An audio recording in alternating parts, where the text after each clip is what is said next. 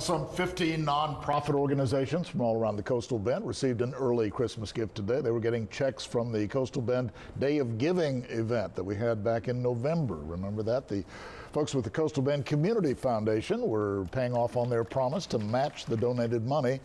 This was going on this morning at First United Methodist Church on Shoreline.